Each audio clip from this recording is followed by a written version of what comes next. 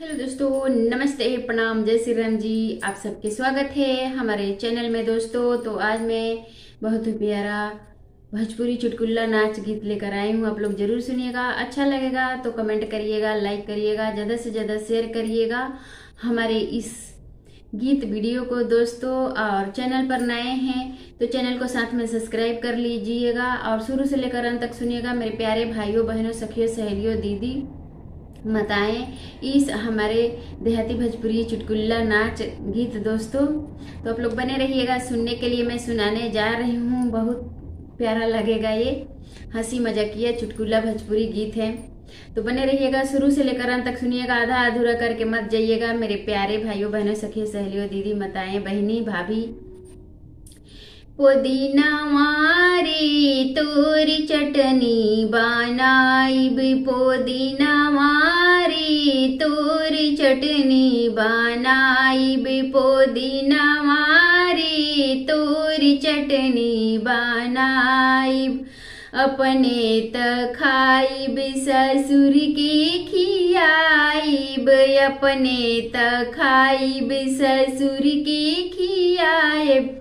ससुइया हो तोई के ठेंगा दिखाइब, ससुइया हो तोई के ठेंगा दिखाइब, ससुइया हो तोई के ठेंगा दिखाइब।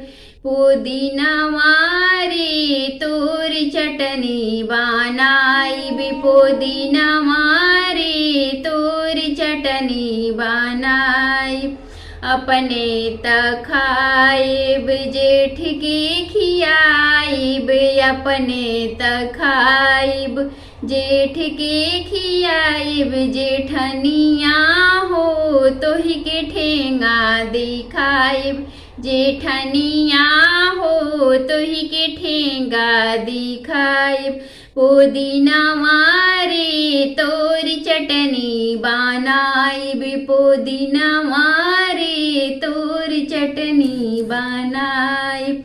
अपने त खाइब ननदोइया के खियाइब, अपने त खाइब ननदोइया के खियाइब। ननदिया हो तोई के ठेंगा दिखाइब, ननदिया हो तोही के ठेंगा दिखाइब। पुदीना मारी तोरी चटनी बनाइब, पुदीना मारी तोरी चटनी बनाइब।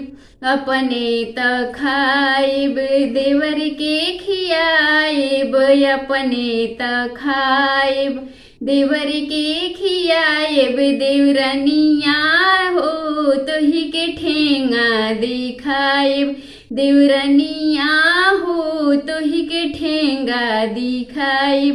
पुदीना मारी तोरी चटनी बनाइब, पुदीना मारी तोरी चटनी बनाइब।